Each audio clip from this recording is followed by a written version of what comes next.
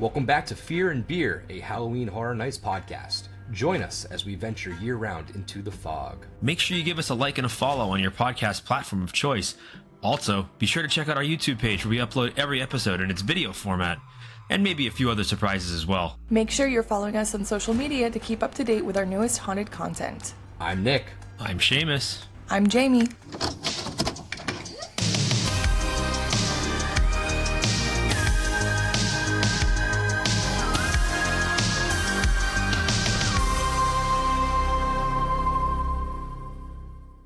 Back again for week 2 of our HHN34 final thoughts.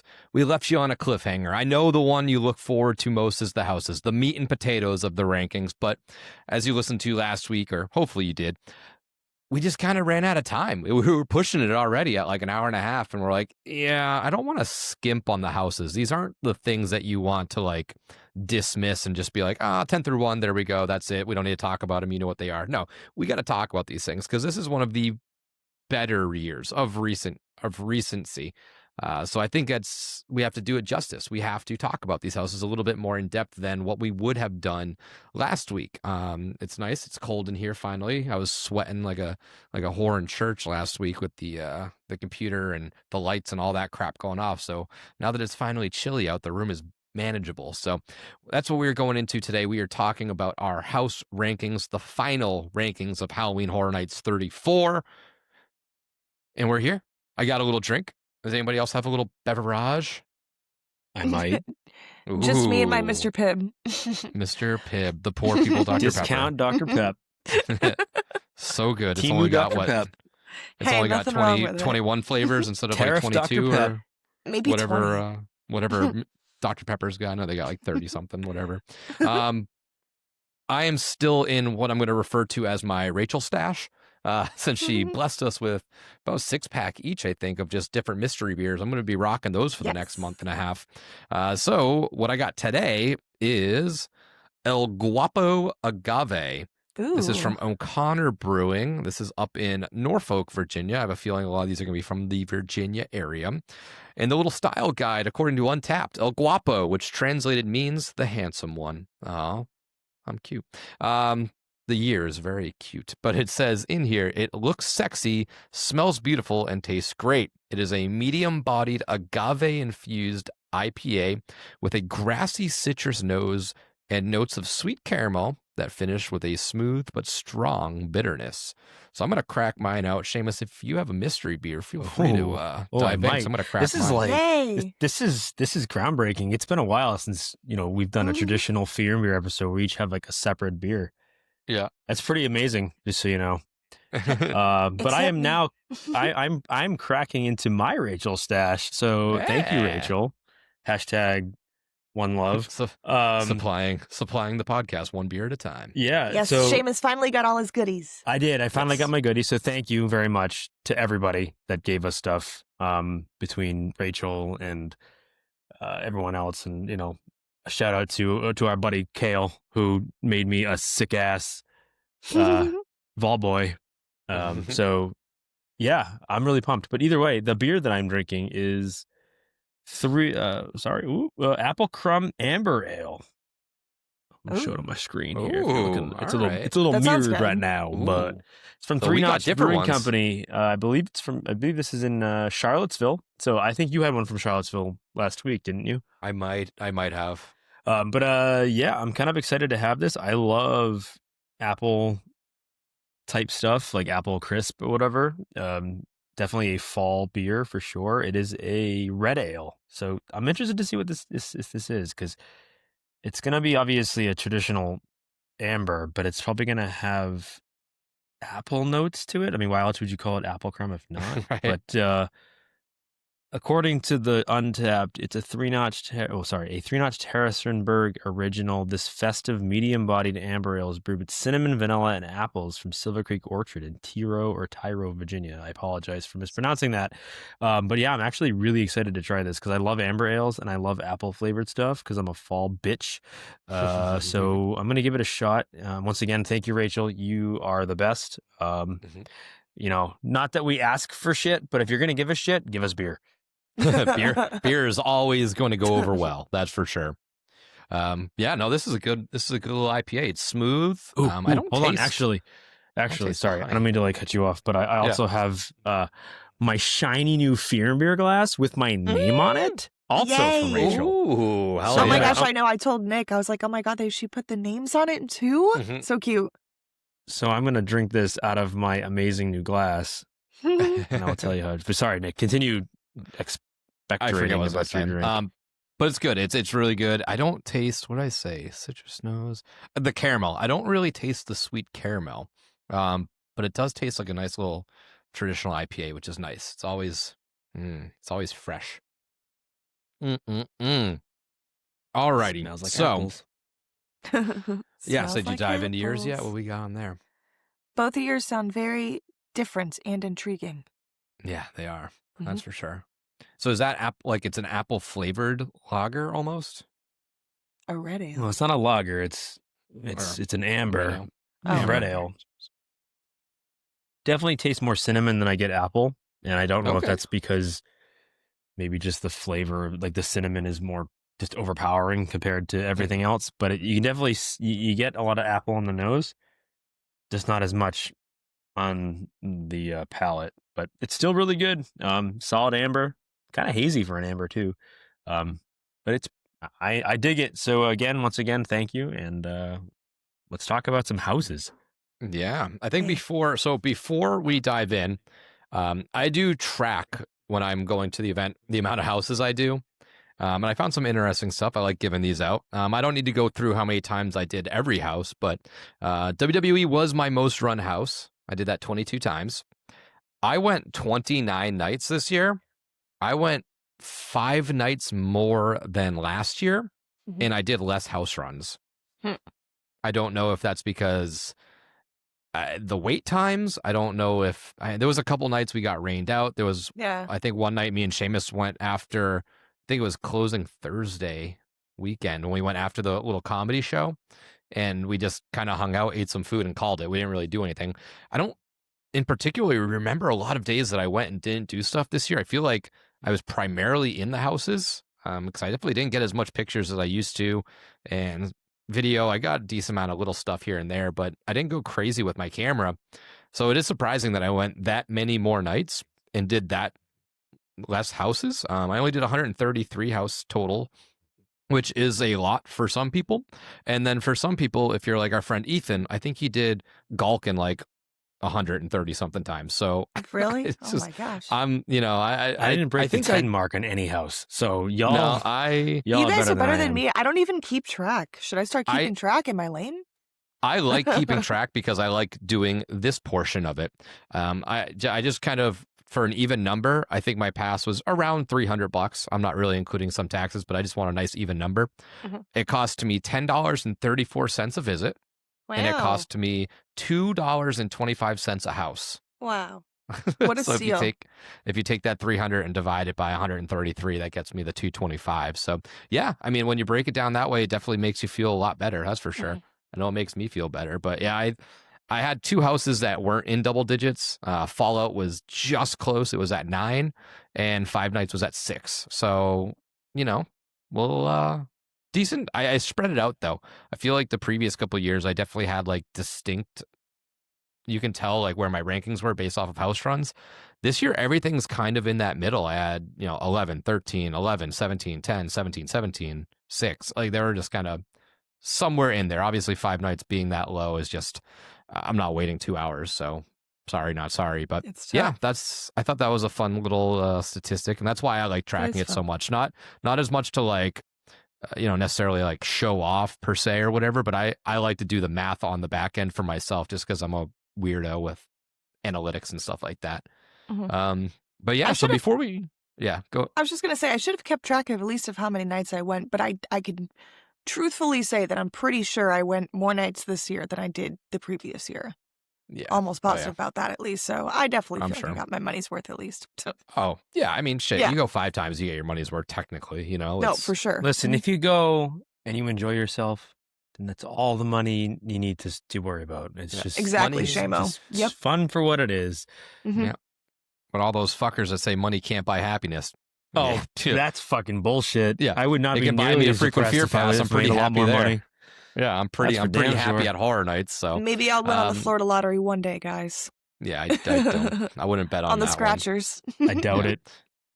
But before we do get into this, I did have a question. Did anybody's list change since last week? Because we were supposed to do it last week as one big episode, but then we Yes. decided to kind of call it. So you changed yours up a little bit, A little bit. lot, Not a or ton, but it's shifted a little bit as I've thought about it.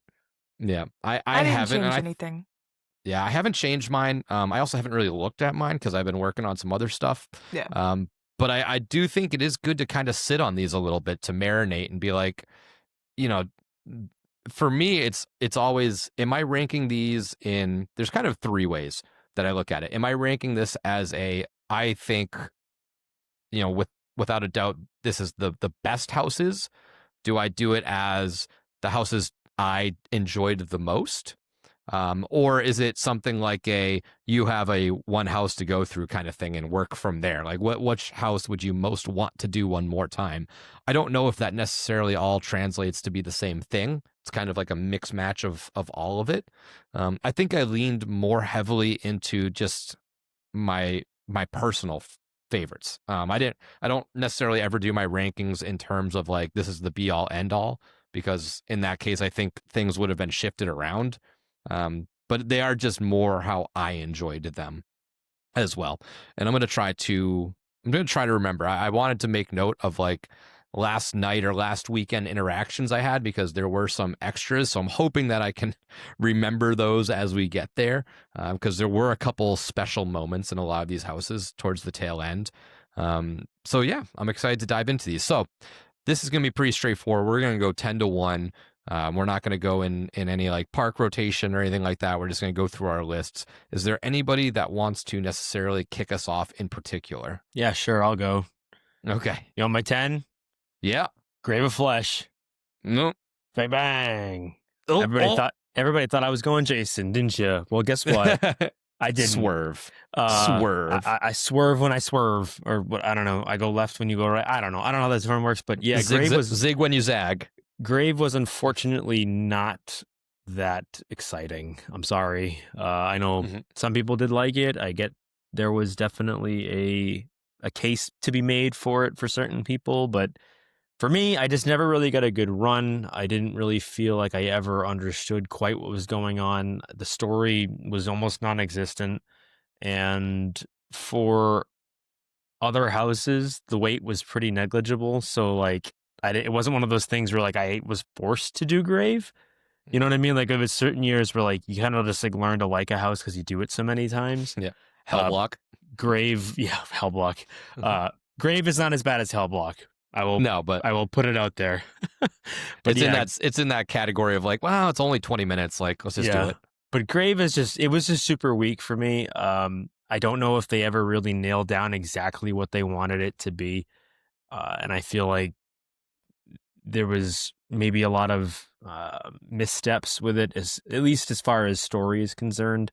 I think the scare actors, they do what they can with what they're given, but there's only so much you can do when it's, samey, underground, weird, like demon zombie character things. It was just really confusing. I will say the standout in that house is the scene with like the Ghostbusters like demon. I don't know even what you'd call it, but he was just like doing like that, like the Silence of the Lambs dance. I was cool with that scene, but everything else just kind of was meh for me. So Grave of Flesh is at my 10. Yeah, I can talk about Grave shortly. Not right now, though. So, Jamie, do you want to go with your 10? Sure. And I was going to say, Seamus, I didn't realize I had myself muted, so I probably look like an idiot for those who will watch this. But I am surprised that Jason was not your number 10, but I understand why Grave was. That's okay. But my number 10 is going to be Fallout, unfortunately. Oh, my God. And how Nick... I know. And how Nick was saying earlier that with these rankings, you could base it off of multiple things. I'm basing this solely off of I'm selfish and I just don't have any connection to Fallout or the franchise, so it just didn't really do it for me. I will say that it did improve. I didn't run this house many times, but the last couple times that I did, they added a couple more scare actors in the little, like, mart window area or whatever. I got a couple good scares in there, but other than that, it's just really not my cup of tea, and that's it. And I know a couple people who absolutely love and adore this house, and I'm not hating on it because there's houses on my list that'll be ranked higher that someone else probably might not like as much. But that's okay, because this is my list and not yours. Yeah. I also cannot talk about Fallout yet, but I do think Okay. I think Fallout and Galkin, I feel like I wasn't in that back area as much this year because just the house layout having so much up front. I was like, well, I could hang around here, get some food, and like wait for one of the 5 houses to drop, or I can like hike all the way to the back corner and hope that one of the 2, like it's just like a probability game. So I feel like I unfortunately didn't run it as much as I would. Like if it was in a soundstage, I probably would have run it more just based off of location. It was quite the trek. Yeah, I'm not gonna lie, not to get off topic, but the layout this year just didn't work, guys. Just wasn't conducive. It was not conducive to an event. You had 3 separate areas that were not connected in any way outside of the one path. Like the most you could have done was like at least connect things so that like you could walk around in almost like a circle. Yeah. But yeah, the layout was pretty rough. Yeah, it's tricky. I'm very curious what they land on for next year and where we land on for like construction on whatever that roller coaster is going to be. Yeah, because that will definitely determine it a lot. If it's still in construction, I'm very curious because where we walk like under Rip Ride to like where WWE exit and stuff like that. If they're doing construction, I can't imagine that would be even open or accessible. No, because I think that so. whole thing would be blocked off. Yeah, So it I don't won't be know if what's they're going to still happen. building stuff. Yeah. Yeah. So come on, get working on that thing. I don't want to deal with any more Well, bullshit. they've got a year to, just under a year to finish it. It doesn't take like multiple pretty years speedy, to build roller so coasters. Yeah, I mean We'll they ripped it down pretty quick. So let's see how quick they can put it back up. They did, right. Yeah. All right. So my number 10, we have all different number 10s, and mine Oh. is Surprising. Five Nights at Freddy's. Actually, not so Ooh. surprising. Now that you Not say so that. surprised for you, yeah. Puppet houses, just not my thing. Like I was gonna say, I'm gonna try to remember stuff that happened on the last night, and then I'll talk about the house in general. But it was fun. Me and Jamie and Chris went through it on our last night, and the little chicas were like waving to us instead of doing just the normal like handout scare. It was like they used the puppeteering to like wave and stuff like that. So it was a fun That was little very fun. personal interaction with what you usually don't get in those little puppet scares is that, and that's why I dislike them so much. A couple here and there is fine, but same thing with like A Quiet Place when it's heavy on the puppets. I like the interactions with the scare actors. I like building that bond with them, whether they know me or don't, or they just are really like, oh, this is the guy that has come through a bunch. Like you do get different interactions or some, semblance of, remembering who you were, and they kind of maybe either push the limit a little bit more or do a fun little thing like wave at you. I don't think they knew who I was and waved. I think they were just waving because it was the last night. It was fun. But I it was waved a very, and I said bye. It was fun. Yeah.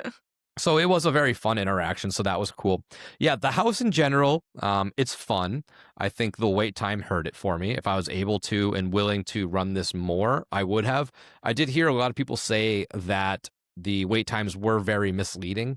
It would say like 180 and you would pop your head in and it's like 4 down and backs, which is maybe 45 to an hour. Yeah. So maybe I got by that and just chose not to peek my head in and look often.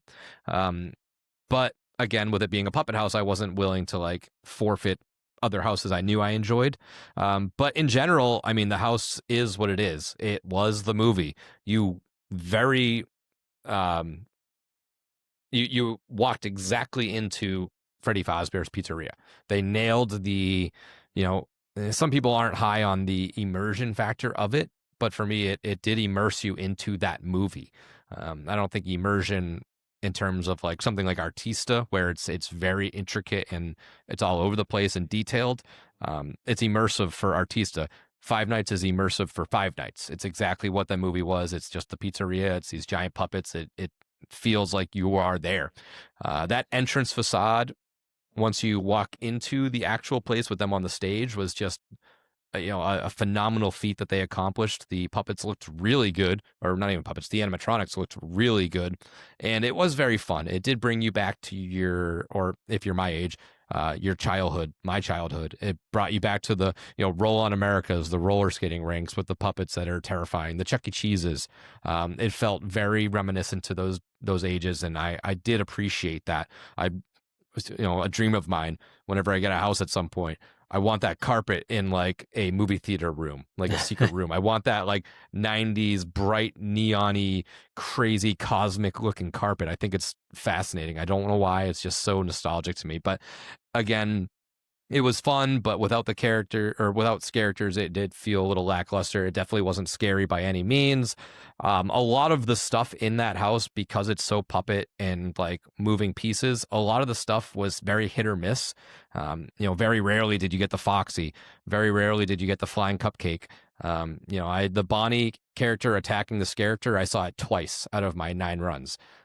So it is very hit or miss, which sucks, because if it is somebody that's waiting 2 hours and that's their one run of the house and you get one of those 3 or 0 of those 3, I'd be upset. It's a very hit or miss portion of that house. So that's disappointing. It should be, it's tough because I don't know how quick you can make those resets, because they are intricate and there's a lot of moving pieces to it, but it's a big part of that story and a big part of that house. So it's disappointing when you miss those little features, because if you get everything, it's a pretty good, fun house. Still not scary, not what I'm personally looking for, but I know a lot of people are looking for that.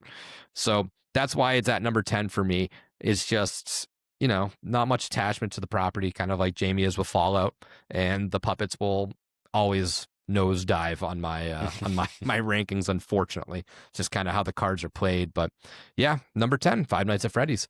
So Seamus, we'll just keep the same order then. So your number 9. My number 9 is Jason.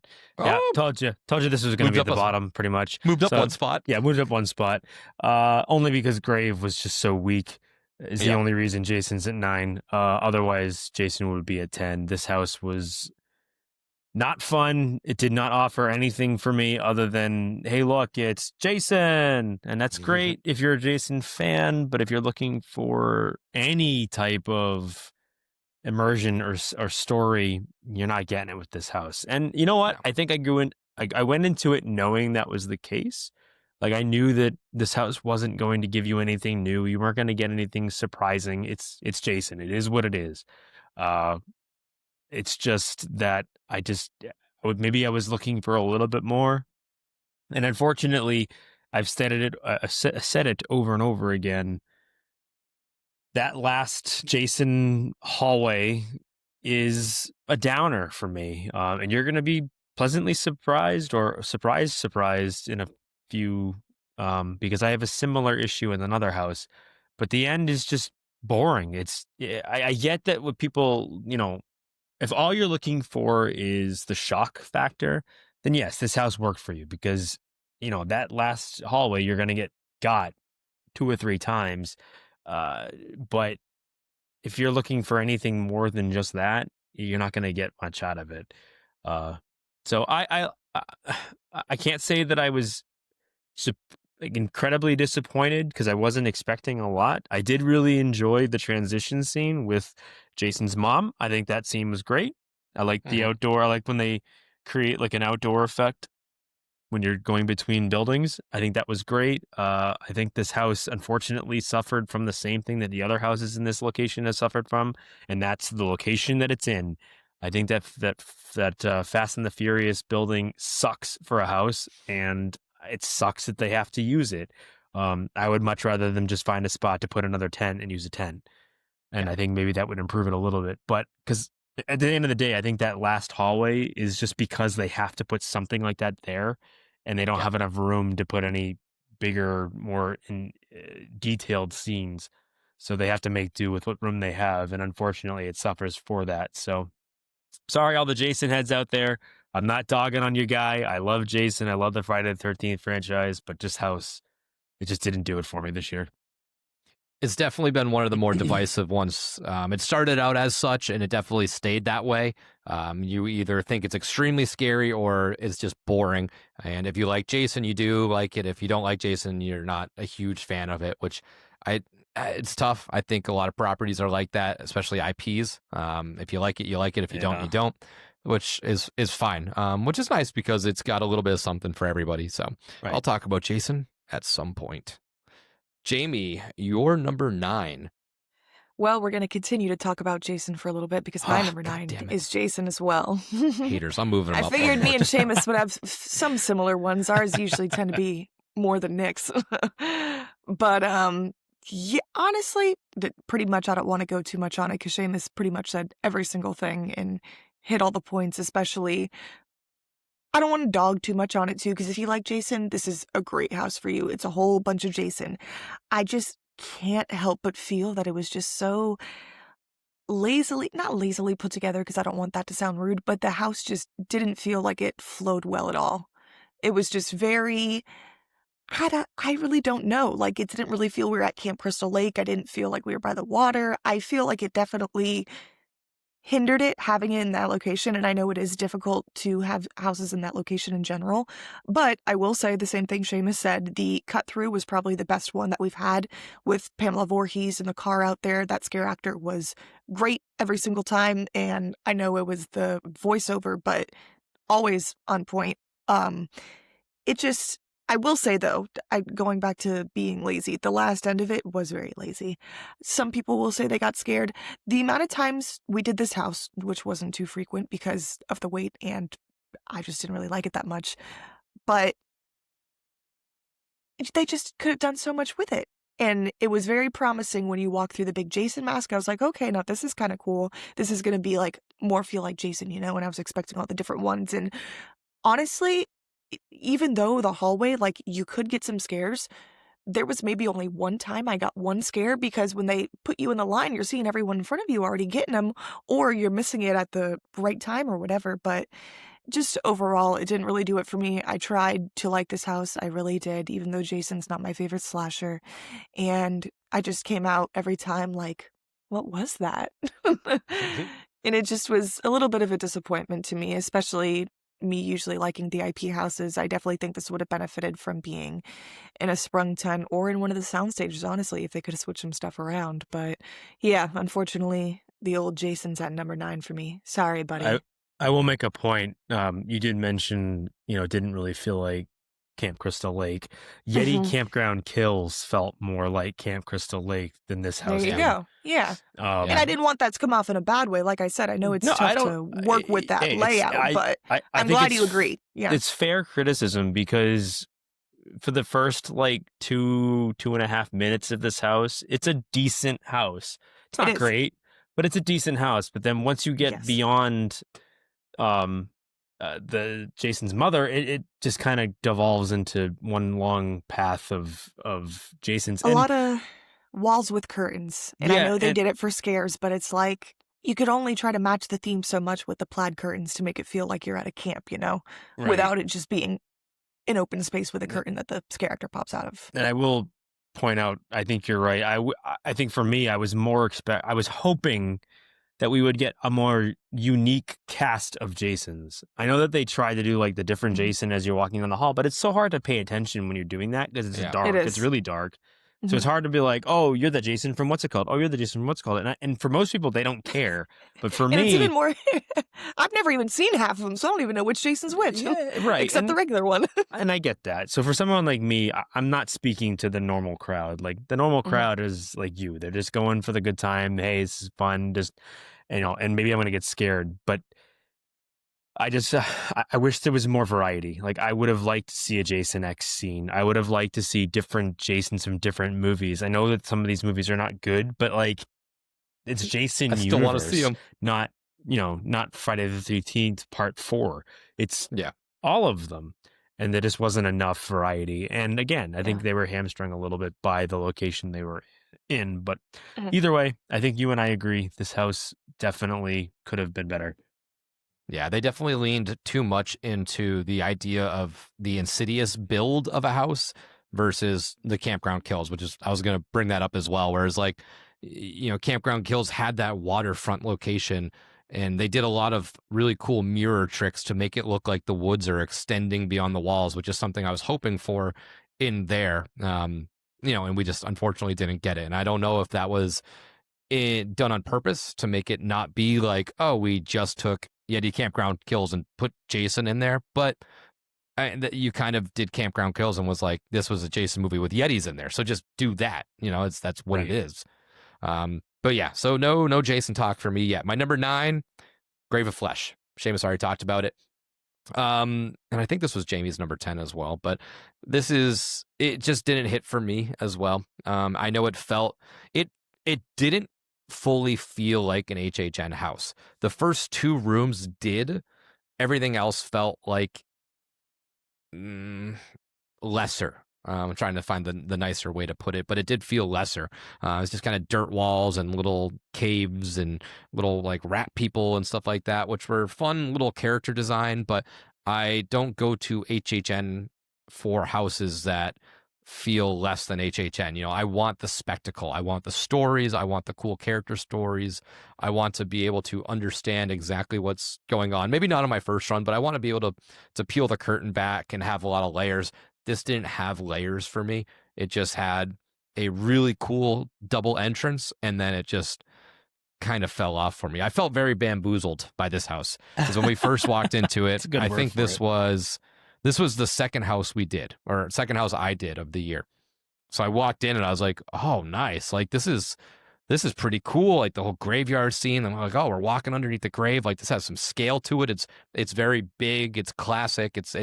I like what they're doing. I took the corner and I was like, oh no, I know what they're going to do. They're just going to do this now. Like the whole thing is going to be this dirt people trying to kill me or something. I mean, I'm already dead. So like eat me, pull me down deeper. I don't know. There was a couple fun little things, the stair scene looks cool, but makes no sense. So that took me out of the room because I was like, it looks cool, but like, what the fuck is this? What's going on? I don't get this. I'm not the smartest guy in the world, but I'm not the stupidest guy either. And for me to not be able to like piece it together after 2 months, I'm like, okay, well, like it's just basic. You're dead. You're going deeper and deeper into the depths of whatever of afterlife, because it's not necessarily hell. It's just kind of afterlife. I thought the character designs were pretty basic. You had the skeleton people. I know Jamie likes the little suit skeleton people, but for me it was just whatever. I could leave this house and not ever have to really return to it. It did feel, and I know the like situations like a couple of years ago with Hellblock, where it was like that quick flip from an IP that dropped into Hellblock.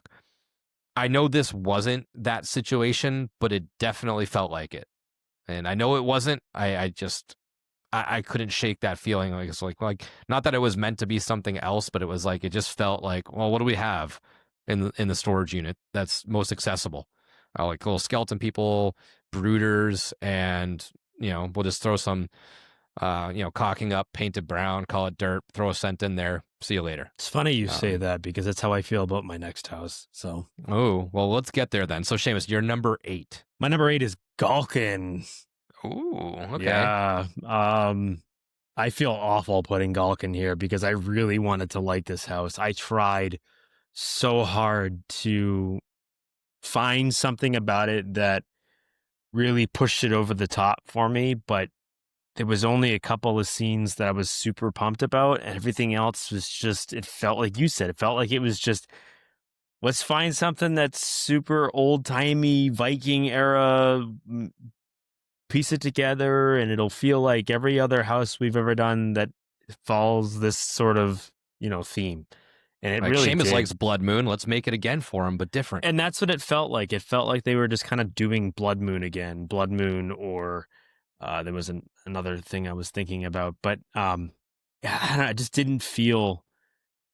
I didn't get as much of whatever people were getting from it, I wasn't clearly getting, and that's not to put like any shade on it or anyone that seems to like it. I get why people were cool, were about it, but yeah, this one I struggled with just because there was nothing. It didn't feel anything. It felt like anything new. It didn't feel unique. It felt like it's something we've seen before multiple times. Um, and I mean, and again, to shout out a couple of things, the Burning Man obviously was really, really awesome. I thought that was a great set piece. And then the final demon at the end was also a great set piece. But other than that, this house just didn't work for me. Yeah, I could see that. It is a shame when it is very resemblant of something you like, and it's like I liked that because it was kind of the first time I saw something like that, and now when I see it again, it's like a subpar sequel. It's like, oh, I Yeah. really like the first one. Maybe just don't touch it. It had elements of Goblin too, a little bit. Yeah, it was just kind of a hodgepodge of stuff I enjoyed, but I've seen it so recent. So unless it's like a direct sequel to one of those and continuing the story Right. that I did enjoy, it seems like I'm starting at point one again, but it's the same stuff. I mean, it also doesn't help that they literally reused a trigger from Blood Moon. Yeah, like they literally just reused an Same entire one. scene and trigger. Yeah. And They killed Mama and Papa. Yeah, and I know, and I get it. It's like a callback, and for most people that's fine. But for me, it's hard for me to look past that. Yeah. Like the whole house think feels reused. I think the trigger would have been fine if it was in a house that wasn't so blatantly just that. Like if you threw that into like right. maybe even like Grave of Flesh or Hatchet of Chain, like if you found a way to tie that audio cue in there, it would have been more of a fun little Easter egg versus like, okay, I was already thinking this was Blood Moon, and now you just like you overfilled the beer for me a little bit. I just feel like it's too soon to do that. I don't know. Maybe that's just me being me, and I know how I am sometimes, but well, HHN too, like I said with Grave, like you go in with a certain expectation, and not to say these are, not to say we're disappointed by any means, but you do expect like scale, spectacle, original, and when it's repeated too frequently or too often, it's like, well, what are we paying the premium for? Like this is the haunted house event of the world. This and like Knots, and it's just like if you're not doing 10 original or not original, but 10 new things every year, then you're cheapening it. This isn't the expectation you set yourself, because that's what you pride yourself on. You pride yourself on being the only premier event that does brand new stuff every year. Even like Knots duplicates houses, but that's their thing. They don't. It's not like a every now and then they do it and it's a disappointment. No, that's the expectation. Is that it's not to the scale. It doesn't have the bankroll that Universal does. So it's well, you expect that. I mean, to your point, we've been told by employees of Universal that there's no limit to what they'll do, right? I mean, what we've been told is that, we don't hold back. Like, we'll pay the cost that it costs to make a great experience. There are other theme parks and other scare parks, even just locally, that will use the same houses every year. But like you said, but to your point, like you expect that. Like I'd be paying to go do that because I know what I'm getting. With this, I'm paying a much higher premium because I expect unique ideas every single year. And I think that's a great way to put out how I feel about Galkin. Is to me, Galkin feels like it's just rehashing everything we've done over the last couple of seasons between Blood Moon and Goblin and a few others. But no, I get that. So Jamie, your number 8. My number 8 is also Galkin. No, you're actually 2 for 2 now for Shamo. Yes, Cheers. Yes, we are. And it's very tough because honestly, I really liked Galkin. The other houses that I have above this, I liked it just that little bit more. I had said on a previous episode that there was a really good scare that I did enjoy in this house. The kind of monster creature that comes over the fence and reaches out at you.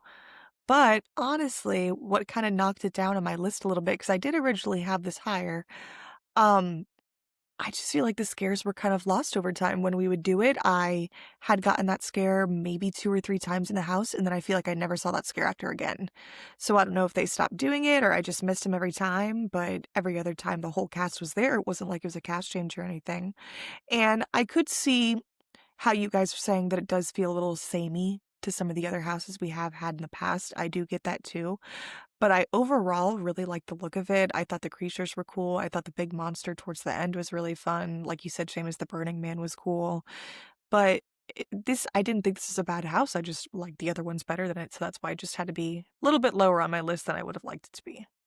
Mm-hmm. Yep. My number 8, Jamie already talked about it, Fallout. Yeah, it significantly got better from the first couple weeks. I don't have the attachment, kind of like Seamus was saying with Jason. I don't have the attachment to the IP, so I can't hold it up that much. I thought it was a fine house. I think the stuff that I was looking forward to the most wasn't prevalent in this house. I really wanted that retro futuristic vault stuff, and we were in the vaults sparingly. I wanted that old timey radio. I wanted it like the nuke was coming down. I wanted that precursor, which is more in the games than the series. So maybe I set that unrealistic expectation. But I wanted to be in the vaults more. The key art is huge, and it's got Lucy, which we definitely got a lot of. I'd say we got too much of her. It's got the ghoul, which we got twice, and then we got Maximus, who we got in one measly scene, but not even in the armor. So it just, it felt a little, it overpromised and underperformed for me in that sense. I was looking forward to a lot of those things, and they weren't necessarily in there. Now there was really cool stuff in here. There's some really fun triggers. There are some fun scenes. They made adjustments, which is nice to see that. Whether they ran out of, whether they planned to make these changes or not, I'm leaning on the side of, I think they might not have gotten a good reception to the house, so they made some changes quickly, which is nice to see that they're willing to pivot, because the first couple times there was no ghoul, kind of like meandering around by that rad roach that pops out of the oil can or whatever. They also pulled the plexiglass out during the mart scene, so the ghouls could, or whatever they're called, infected ghouls, whatever, could reach out at you. That was smart. They also took the glass out with what's that giant like frog style creature thing that I forget what they call it, but I know what you're talking about. Not the a big tadpole thing, grouper, or something, groiper or something. Whatever, I don't know. Whatever that is. They pulled the glass there, but again, like that scene, like that thing, I didn't see it moving all too often. It was just kind of sitting there. That is supposed to be a puppet. It is supposed to move up and down or whatever. I didn't really see it that often. The Philly scene was really fun, but other than that, once you end the Philly scene, it becomes kind of like a nothing. That's when you get into the, I can't see shit room. You have the armor, which looks really cool, but it's a very basic room. It's just clearly it up on a platform and the ghoul on the other side, and it just kind of moves around a little bit. So it was, I think it was a fun approach. I'm definitely not going to say, this definitely falls in that category of a lot of people you could hear in line or, discussions online or whatever being like, well, it's not horror. I don't care about that. If a house is a good house, then I don't care what the basis of it is. I just think that the stuff I wanted wasn't necessarily in there as much as I had hoped for. But yeah, so that's why for me, I have Fallout at number 8. I do want to point out there was a fun trigger in there. I think this was maybe the last night or last couple nights. The work damn you trigger. It was like a cheat code, because if the guy that hit that trigger saw you repeating that line, like for me, like he saw me being like work damn you, and then he would like stare at me, and then he, instead of even like resetting and going back, he would just step on it again and say the line again, and then say the line again, and we were just kind of going back and forth with it until I exited that room. So really fun interaction there. But it's also a strong year, so that's why it is towards the bottom. I think in a better or a worse year, it would have fared a little bit better. So that is why at number 8, I have Fallout. So Seamus, your number 7. Yeah, my number 7 is Wyatt 6. I know this is going to anger some people. I get it. But I think kind of like you guys just said with, Fallout. I think, for you two, you don't really resonate with the product as much as I do. Same with Wyatt. I don't resonate with the product as much as I do because I haven't been a wrestling stan since I was a child. I have kept up with it here and there, but I don't watch it every week. I don't need to know all the storylines or anything, that sort of thing. So I've only really gathered the Wyatt story secondhand from other people, and it sounded really cool. I looked into a lot of it. I've watched some of his stuff. I was really, sucked into some of his storytelling, but I just don't think that this house did enough for me to overtake the other houses on the list. It was really well done. I've said it before. I don't want to say the same thing over and over again, but I think this was a great tribute to Bray. I think it was a great, it was a great callback to a lot of his stories and the characters. But I do feel like part of it felt kind of like, yeah, this is about Bray and Bray's stories and honoring Bray, but at the same time, it felt like it was also very much the Wyatt 6, which isn't Bray. It's Howdy and the other characters, and I feel like there may not have been enough Bray or Demon. And I think part of that's because they wanted to save that for like the end. Like you want that big triumphant like final scene with the Bray Demon character. But at the same time, I don't know. I just felt like there was things about it that I just didn't quite understand, and then a lot of that comes from the fact that I don't watch wrestling like that. I'm sorry, guys. I'm not a big fan. I'm not as big a fan of it as y'all might be, but yeah, I mean, I think overall it was a decent house. It was fun. There was some really good scares in it. I think it was probably one of the best double scares that we've had all year. But other than that, I don't know. At least it wasn't the haunted wrestling ring, which is what I was worried about. That is a plus, that's for sure. Yep, nope, definitely can't talk about the Wyatt 6 yet for me. So, Jamie, your number 7? Yeah, number 7. Yeah, my number 7 is not going to be talking about the Wyatt 6 yet either. My number 7 is Hatchet and Chains.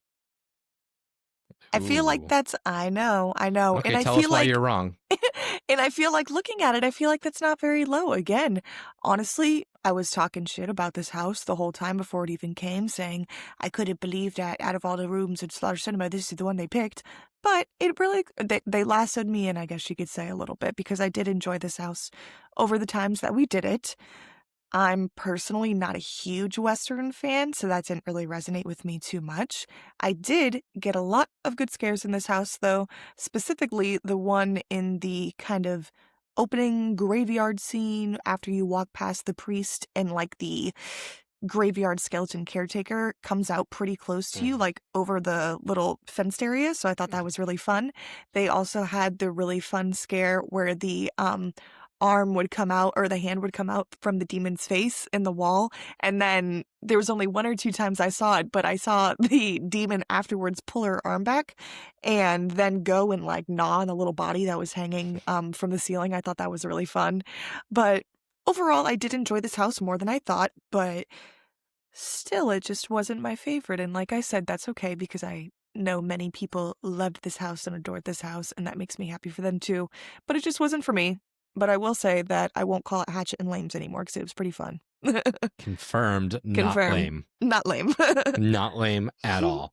And the All right, opening, sorry, Nick, I was just going to say, and okay. the opening scene was very fun as well. I love when they have scare actors on the outside facade. Yeah, that's a strong suit for sure. Mhm. All right, my number 7. This is probably where I'm going to start irritating some people. Number 7, Dolls Let's Play Dead. Oh, Nick, That's where it lands. on. Come Way on. too low. That's where it is. Way too low. It is too You freaking wide open loser. in there. Too wide open. This character, there's no boo holes in there. This characters were dealt a pretty poor hand, in my opinion, when it comes to house design. It doesn't work. It would have worked, I think, if they had more dummy props around there, like a mannequin room or something like that. So everything you see is not a character. So you can sort of hide in plain sight. But for me, that led for very long resets because they obviously don't want to jump out like 2 or 3 times in the same little room because the conga line is going to obviously all know it's right there. So there was multiple times I would go through them, me being there plenty of times. I think this is one of my more run houses. Me knowing that they're supposed to jump out and scare you and they don't because they got the person in front of you and they're trying to wait for the next 10 people to pass. So that way it's like people are still questioning if that's real or not. The scents were cool. The idea was fun. I think Lila as a character is probably the most interesting character original wise we have for this entire year. I think she's more interesting than Sergio. I think she's more interesting than Hatchet and Chains. Definitely more interesting than whatever is in Grave or Galkin. And I know why she's not in the house, but I kind of wish she was a little bit because she is the most important part of the house and she's the most, for me, the best part of the house. And we get the little videos of her eyes and her screaming and stuff like that. There is like a little hidden thing. If you did close this house out, I think on just that last 30 minutes or whatever it is, starting at maybe 1:30 or whatever, Lila is in the house. Not really in it, but she's at the very end of it. So as you're walking out that final hallway, she just kind of pops out and does her little thing there. But yeah, for me, there was a lot of fun stuff in here and I really wanted to like it. The scents were really cool. And even for me, the costumes were pretty meh. I don't think there was enough differentiating factors in there. But yeah, for me, Dolls just kind of fell a little flat, unfortunately. And it started out higher for me, but as the season progressed, it kind of stayed the same. Whereas a lot of the other houses for me took that next leap. So number 7, Dolls, Let's Play Dead. I'm sorry in advance. Number 6 for you, Seamus. You ready? I'm not even going to let you rebuttal Dolls. You ready? I'm My ready. number 6 is Fallout. Okay. Aw, yeah. Hey, almost top 5. So I mean, I was gonna say, still right in the almost middle. top 5, not quite top 5. I think all of the criticisms of it are fair and warranted and earned. I think that this house did struggle a little bit with a few things. One, too much Lucy. There's only so many okie dokie scares you can do before it gets old. And I mean, you had 3 boo holes where that's where she did it, and she just did it with different phrases. And I don't know if that's because like Ellie Purnell had some sort of like something in a contract that said like, if you're gonna do this, you have to have like 6 scenes with me in it, and using my voice.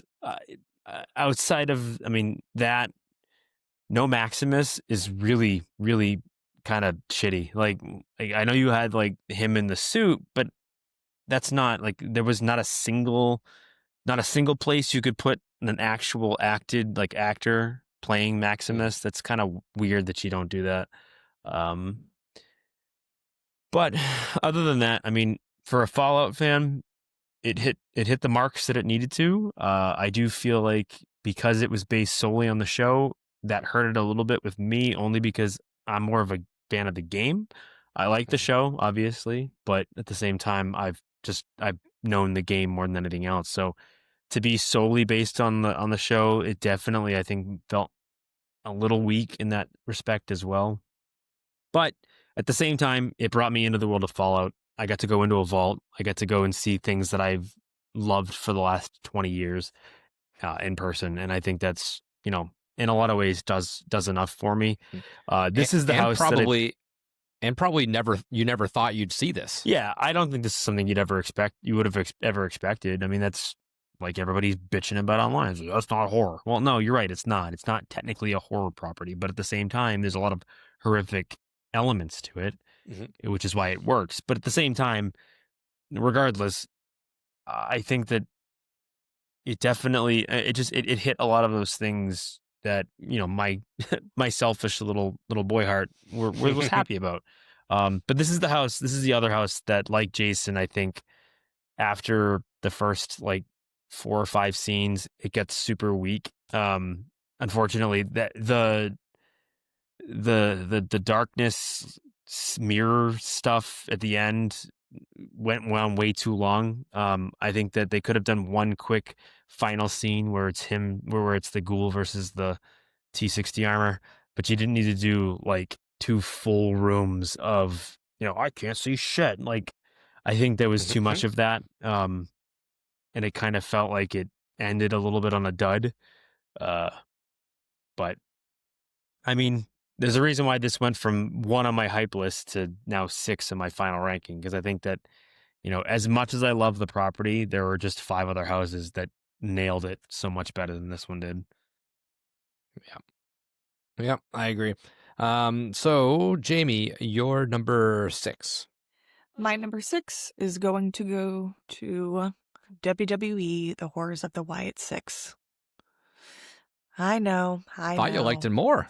I did enjoy it, but again, I don't want to sound too repetitive. I just like the others that little bit more. That's going to be my new phrase for this episode, I guess. But I will say, similar to Sheamus, I know he was more into wrestling back in the day and stuff like that, and then I don't have that huge connection to wrestling other than what I've watched with Nick or events we've gone to, which I think has only been one for him and I. But I will say that I did think this house was a nice tribute to Bray. I did have some really good scares, really good scare actor interactions in this house, and they did get pretty up in your face, which I like. There was one scare with Ramblin' Rabbit at the end of his room where he's on the stage and then he does the double scare and pops out from the door into the next room. I really like that one. And that was probably my favorite room in general. That kind of like Alice in Wonderland, Mad Hatter, kind of like Tea Party theme. I love that.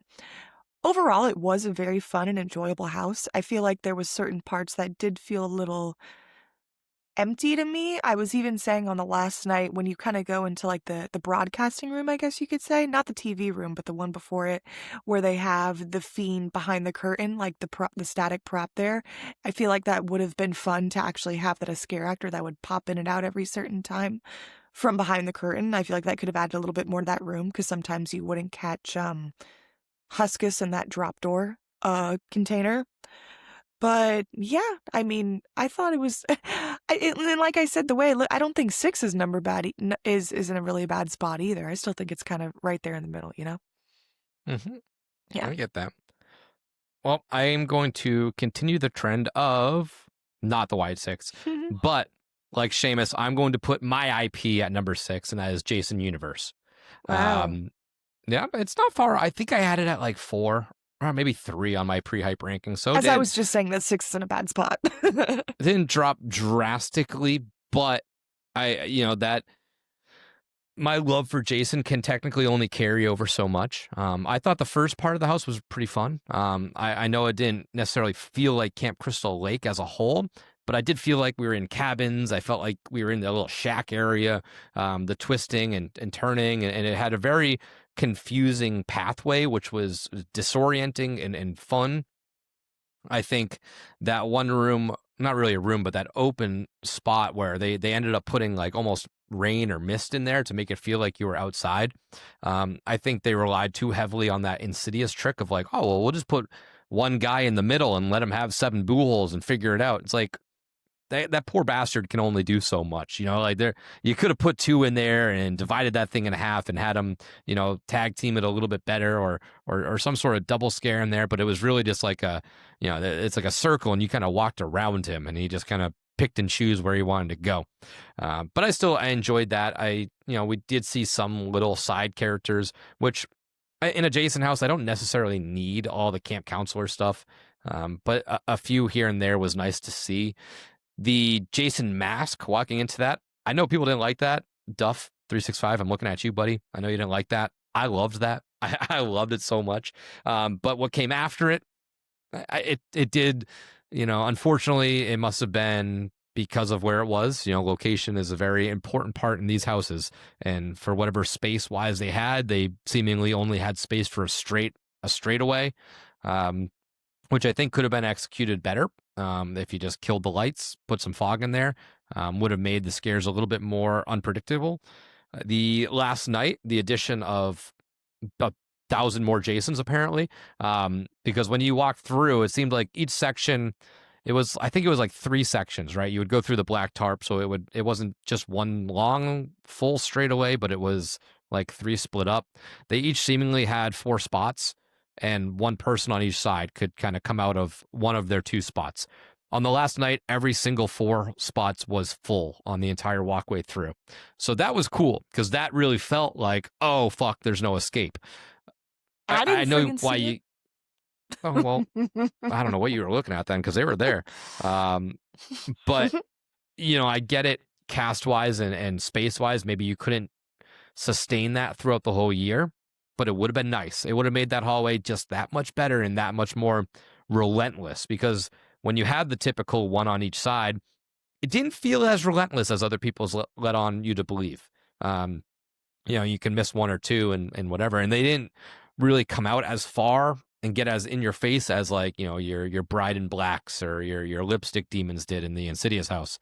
And I just don't think that this character works in that scare sense. Friday the 13th has never been a scary franchise. Insidious is scary. Friday the 13th is fun. It's slasher, it's goofy, it's 80s, there's boobs, there's blood, there's stabbing. It's just an 80s fun time. I don't think that fun sense really came out in this house. They just tried to pigeonhole this as like the scary house, when I don't think it was ever meant to be or should have been property wise. The little nod to Jason Lives is fun, but too little too late for me. That was kind of the end of the house and you're on your way. Much like Seamus said earlier, I was hoping for those obscure Jasons. I wanted to see Uber Jason in there, or something from Manhattan, or even like some giant brute Jason that is kind of like the reminiscent of the remake in 2013 or whatever it was. And unfortunately I didn't get that. Maybe it's a rights thing. Maybe with this whole Jason universe, there's only certain iterations of this franchise that are accessible to you. Maybe, I don't know. But I'm just going to assume it's that, because that's why we only got X amount. We got Baghead, we got little stuff like that. We got normal Jason, we got plenty of the brand new Jason that we still have really yet to see, other than the little Sweet Revenge, Angry Orchard trailer, ad, short movie, whatever you want to refer to it as. So yeah, I'm not disappointed in the Jason universe, but it was a little bit less than what I had wanted. But I'm still glad Jason was here. Jason was at HHN34. You can never take that away from me. This was my 10th year, event-wise attending. He was at my first one. He's now been at my 10th one, and hopefully I'll see him back at my 20th. We'll see. Hopefully I make it to my 20th. Well, who knows? But yeah, so that was that. So let's get into our top 5. Man, good thing we did not do this last week, because we're already at an hour. This would have been a 4-hour episode last week, and we would have nothing to talk about this week. So our top 5. Seamus, I almost called you Jason, but Seamus, why don't you kick us off into your top 5? Yeah, my top 5. This might be a little surprising, because this is the way I've been talking about this the last couple of weeks, or last couple of months, I should say. But FNAF landed at 5.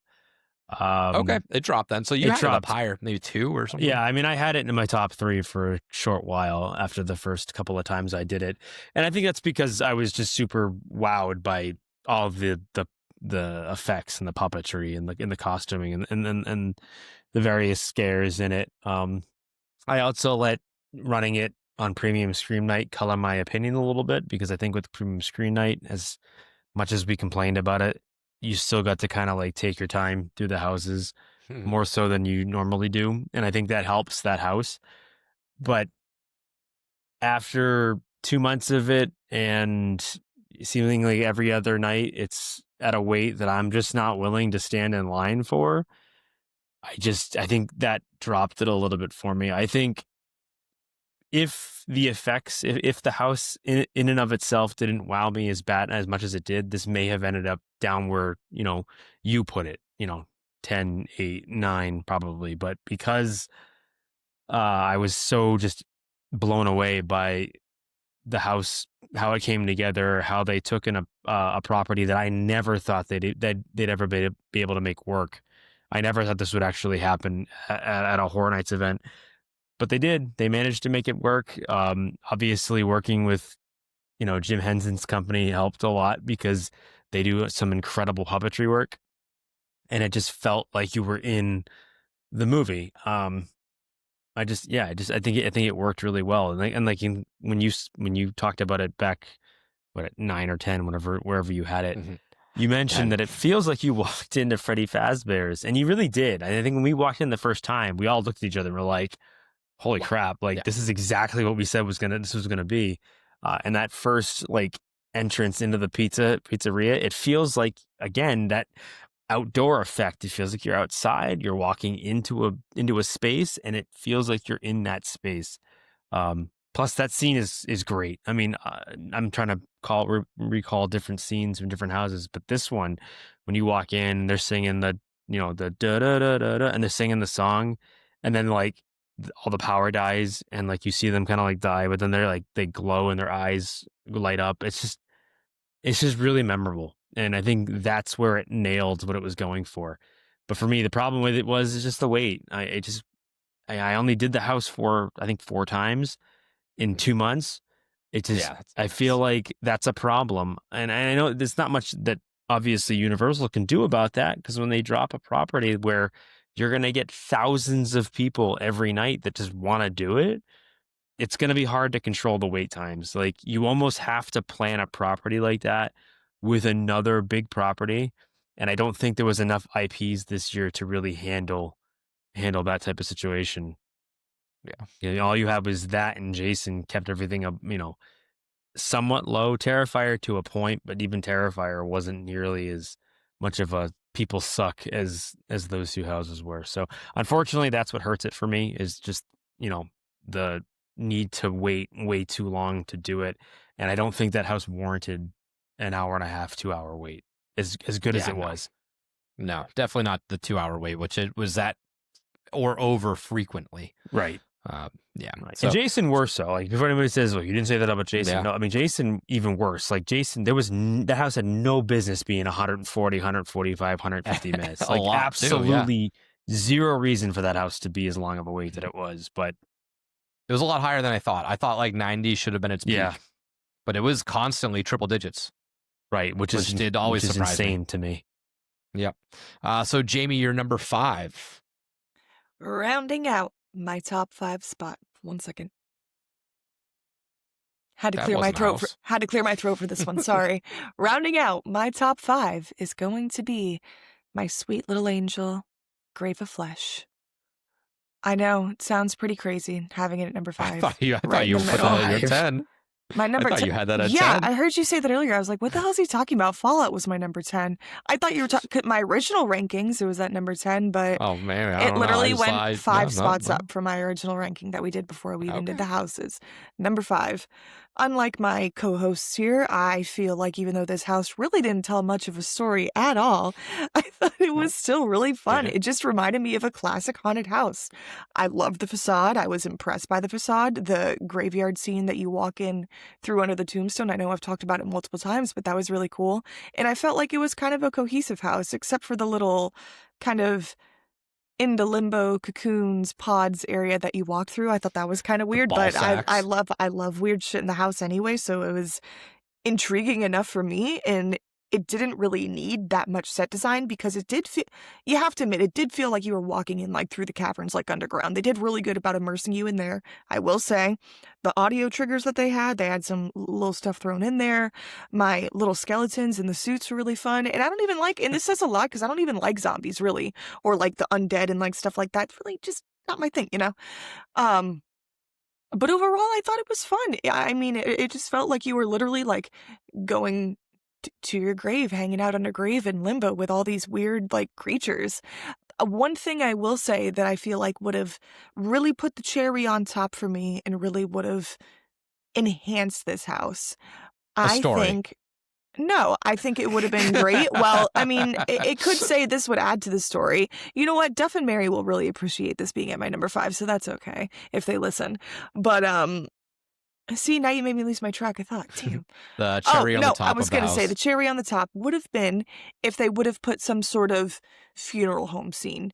Doesn't have to be much, just kind of the empty pews, the empty chairs, a little dead wreath, a big casket kind of there. And it would be the first room after you walk in through the facade, replace that first open graveyard room with the funeral room, then go into the graveyard area when you're underground, and then start the house off just exactly how it was. And I feel like that really would have tied it together, and people wouldn't be making a big deal that there was no story in this house when it was a good freaking haunted house. I mean, compared to some of the other ones we've had in the past, this would really outdo them. And I know I said previously that I would get rid of Grave of Flesh to do Triplets of Terror again, which is another, I don't even want to get into that. But I did really like this house. It grew on me. I talked a lot of shit saying I couldn't even remember that it was a house because I thought it was Scare Zone originally when this got announced. And look at me looking like a dumb idiot because I ended up liking this house. Well, that's like 2 years in a Let it row out, of us Jamie. like, Let it all out. or not us, but like, That was a really good rant. yeah, like you this year with Grave of Flesh was like, I think all 3 of us last year when they announced goblins, and we're like, oh, what the fuck? Like, this is fucking stupid. I'll never forget. I was then at we're all work like, and I saw "Ah, goblins, okay, and I was that was like, really "Oh, cool." yeah, it was," and that's fine. And you know what? I can appreciate when I can admit that I was not interested in something, and then I ended up liking it. You know? Yeah, it's fine. It's fine to be wrong. No. Well, you just number- would have loved Terror I- Village because I this beg was to seemingly differ. a house that we would have done. that we would have made. It feels like, and you know what, Seamus? I take that as a compliment because I I do because too. it felt like a more. I put a lot of effort into Terror Village. A lot of If- money and time. I bet you did, which is good. And I was gonna say it felt like a classic like haunt house that you would see at more like a local haunt versus something like for Halloween Horror Nights. And it still had that scale and it had that design. Even though, Nick, you don't think the staircases made sense, I thought that was a really cool touch. And you know what? I can't even. It's fine. It's my number 5. No, like I like said, they Grave of looked Flesh. cool. If y'all are listening, I know there's some of you out there who really like this house too, so I know you're on my side, so it's fine. Yeah, like I said, the staircases looked cool. It just was kind of out of left field for me. How But the- either way, We're not going to get into it. It's fine. either It's way, fine. number 5. Number 5. My number 5 is Galkin, Monsters of the North. Okay. It cracked into my top 5. A lot of the stuff that Seamus said, I agree with. It is a little too Blood Moony for me, but I did like the creature design, the Galkin, or the Beast. I think the Beast is the one with the horns and stuff like that, and then the Galkin is the creature at the end.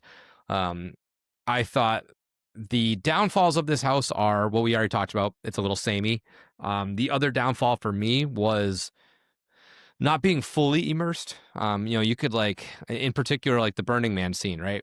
It looks really cool, but if you look over, you can see over the walls, and you can see like the top of the, the almost to the parade warehouse, but the you can see the top of the tents. Like you can see over into the past rooms, which in previous houses that was meant, that was done on purpose. Dead Man's, Blood Moon, like you could see into the building, and you're like, oh, we're gonna walk into there at some point. Like it looked like people in a building. This one was just us being able to see, like, unfortunately, the site was just not, the wall wasn't built up high enough or whatever. But that ending was really cool. Going into the belly of the beast, the Galkin had eaten us. We walked into the belly of the beast. We got a couple little scares in that, kind of similar to Grave of Flesh, that it's not dirt, but that just gross little multi-boo hole ending was pretty fun. I thought it was pretty violent looking. We had a couple little, you had the spine rip in the, what we'll just call as the Blood Moon room, because that's where the same trigger was. But I don't know. I did enjoy it. We did notice finally, somebody pointed it out to us on that way when you're walking into it, the little spinning story thing. If you looked at the bottom left-hand corner of one of them, you could see Creature of the Black Lagoon. So technically canon inside of a HHN house. I Yep, thought I we don't know saw if it you on the can find a last picture of night. that, but yep, I don't know if you can find a picture of it somewhere, but it is Creature of the Black Lagoon officially canon outside of a monster's house. Yep. But Creature yeah, House I don't confirmed. Yeah, Creature House confirmed. I don't have much else to say about Galkin. I had a fun time with it. Unfortunately, like when I talked about Fallout, it falls in that same category of it wasn't good enough to pull me out there necessarily. Typically, this is where I would, if I could hit Stay and Scream, this is where I would start. So yeah, I had a fun run with it, but yeah, just at 5. Had to put it in the 5 though, I think. So Seamus, you're number 4. My number 4 is Hatchet and Chains, baby. So this house, I think, is why houses like FNAF and Fallout and Wyatt, to a point, dropped a little bit for me, because at the beginning, I wasn't really wowed by Hatchet. It was fun, but it wasn't something that like I felt like I needed to do. But I'm not gonna lie to you, the last few runs that I had in it really bumped it up. And I don't know if that's because they, rethought about how some of the scare actors were going to work, or if they added scare actors or what. But the last few runs, I feel like that house really kind of came into its own and became a whole nother thing than what it was in the beginning. Wasn't a bad scare in that house. I think that there was, for the most part, like action happening every which way. It made use of a lot of the distraction scares, get you one way when you get you looking another way. I think there was a lot of unique things that way. They really made a good use of the false wall scares, where, like, coming from behind the coffin with like the slats, they'd come at you from that way, or the like I think you've mentioned it, the hand to the mouth of the lady. I think that was a really good scare. I think there was maybe not enough Hatchet and Chains themselves, but at the same time, I feel like that house is more about the demons more so than the demon hunters. I know it's called Hatchet and Chains, but I think I didn't want nothing but them. I wanted them to kind of be here and there and make use of, them in certain places. And they did that. I think for the most part, this house is very much about the demons that are attacking this town. And the Hatchet characters, the Chains characters, are supposed to be there trying to like hold that at bay. So I think they did a really good job. I will admit some of the criticisms of it, people saying that it was like a little too neon, a little too colorful. I get that. I wonder if maybe it would have benefited more from more, I think you've said it, Nick, with like the reds and the oranges, like the lava color, like they're supposed to be demons from hell, and it doesn't really feel so much like that. But all in all, I think this house really did step up. It stepped its game up quite a bit over the last couple of weeks, and I think it raised its platform for me. Plus, if you're gonna use projection in a house, this is how you use projection in a house. It really is. Nailed it. Best use of the projection all year. Nailed it completely. That scene, that last scene where you're getting run over by the train, I think is just so effective and so well done. So I definitely golf clap that for sure. Yep. So Jamie, you're number 4. My number 4 is going to be El Artista. Pretty good spot for it, I will say. Shocking. I know. Are you being sarcastic? No. Yeah. Well, 4's not bad, but it was a little higher originally, but I did move some stuff around. Artista, obviously, I think we all can say that it's a stunning, beautiful house, a Dylan house, as you could tell. Seamus, he would just mention, or maybe it was Nick, I apologize, walking through. You were talking about Gulkin, I'm sorry, when you were walking through and it looked like you could see the different rooms unintentionally. Well, in this house, we saw that design too, but it was intentional and it absolutely worked. I think there was the one scene where you can see through to the courtyard where our favorite tree is at, and our the fountain and stuff like that. And it's like the general walking through back and forth by the window, I guess. It looks like a army general or something. But the first couple runs we did of this house, I think early on into the season, we had some really, really good scares. I don't want to say over time that those scares kind of diminished, because they were still there. I feel like maybe we just didn't get them as much, or now that we knew where to look, since this house was a little bit more open in some spots, you would either see it ahead of you or behind you. The stilt walker that would come out in one of the first rooms, for instance, you either had to be there at the right time or you would miss it, even though Sergio was on the other side. Towards the end of the house as well, the two kind of like ghost scare actor figures that had the glow light up faces, I feel like I saw those more preferently again through the beginning of the season than I did throughout the end of the season. And there was one scare actor that I really liked towards the beginning of the house. It was like it looked like the little kid scare actor, kind of with like the little hat on, that would pop out from the front of the staircase from behind that wall, and really got me a good couple times. But again, I just feel like I missed it every time after that. Overall, though, I mean, the gargoyle flying over the top of you was just Boots, come on, was just a great added touch and something you don't see very often in houses. That whole courtyard scene with the fountain and with the statue and with the tree, it was just beautiful in itself, that I feel like even though it didn't have many scares, or sometimes you would get the statue scare, sometimes it wasn't there, it still was just so impressive in itself that I feel like that's why I had this house so high as it is, just because the overall look and the feel of it just feels like that classic. Like I've said before, this is what I would want in Bly Manor, even though we'll never get it, so this will be my Bly Manor. But overall, the storytelling in this house was really well done. I do like the idea behind it. I like Sergio as a character, but it just fell a little short for me towards the end of the season. Mm-hmm. I was being sarcastic. El Artista is at my number 4 as well. Oh, okay. That's not bad. A lot of the stuff that you said, you kind of danced around trying to be like a little nicer. I am nice. I felt that the scares in this house diminished greatly.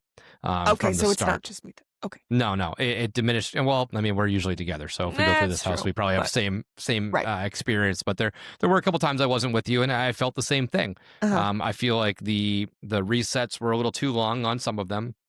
I unfortunately, I think it was me. You, we and did Duff. a house. Me, you, and Duff. We had probably the worst run I've had of any house this entire year. Oh my God, it was awful. I felt in so bad. Artista. There was nobody in there for the first half to 60% of this house, unfortunately. We maybe saw like 3 was- scare actors. It was probably a cast change, but I'd say in total, we probably saw around maybe 4 or 5 total, but none in that first half, which is disappointing because it was a perfectly crafted house. This is, I think, the most fleshed out storyline-wise house. It is probably the most beautiful house. It had just so much care and detail put into every single room. Every single room was so distinctly different. I love that, but it can only carry it so much. There were certain scares like the little, ghost or whatever that opens the door. I got that maybe twice the entire year. The statue that moves in that courtyard scene, maybe twice. It's this and Dolls, I think, for me, had some of the most inconsistent scares, maybe because of the whole reset being longer or whatever. You mentioned the gargoyle flying over. Very cool. However, for me, if there's going to be a zip line or a bungee scare, I want it to be that. I want it to be a scare and not just atmosphere. We've had a lot of really cool bungee scares, in the past with, we had it in a lot of Monsters House. Actually, it was in the Monsters House Bloodlines last year. We had the monster scare with the, I think, Hunchback, who would like fall towards you and then bounce back. Hunchback was also in a bungee scare in the original, collaboration or whatever house. But I like the bungee scare being a scare and not necessarily just like, wee, wee. Like it looks very cool. I can't take that away from it. Whatever. I'm easily entertained, so I liked it. It is a feat amongst itself. It is a really cool trick that they pulled off. But again, it's not a scare. It was just kind of whatever. I know it was kind of put there to maybe get you with the gargoyle scare on your left. That was that's grounded. what I was gonna say. But if you're gonna build that much on it, maybe put an extra scare in there. Put one on both sides or the corners or what have you. But yeah, unfortunately, and I'm saying a lot of bad stuff, and it's at my number 4.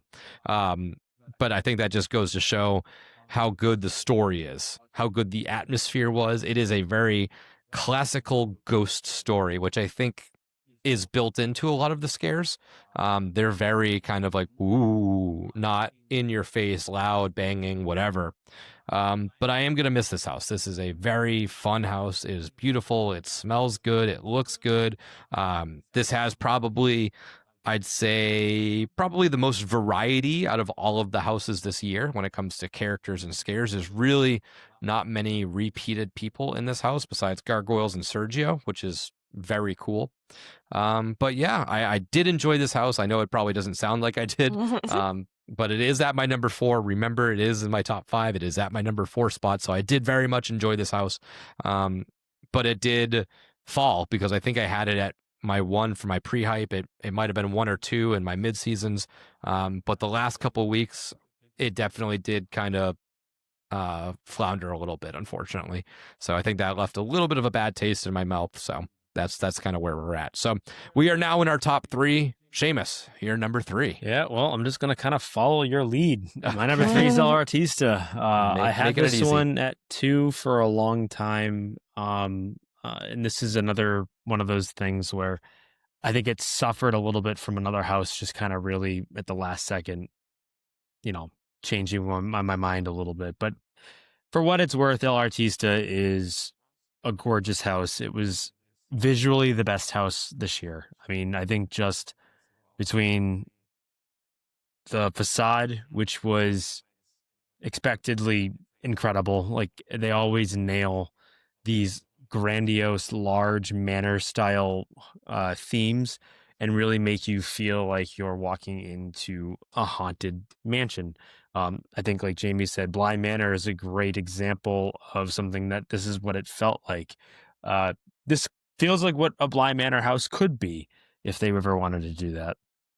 But yeah, I mean, this just, again, at house, it drips in atmosphere and melancholy. And that's really kind of what I wanted from it. And I got it in spades. I don't think that the scares were perfect. I will admit you're both very much right that there were definitely some weak spots when it comes to just straight up scares. But for me, I always kind of gauge my ranking based more on atmosphere and theming and story more so than just straight up shock scares. And that's kind of what houses end up being is scare you, gotcha. And this house, for all its faults when it comes to the scares, still had some of the better scares this year. The stilt walker in the beginning, I think I saw that person get so many people, because I think you brought it up off air at one point, Nick, where you could feel that person, like you could boom boom, you can feel them coming up at you. You're like, holy shit, and then all of a sudden they come out of nowhere and they get you. All the while you're just drawn in by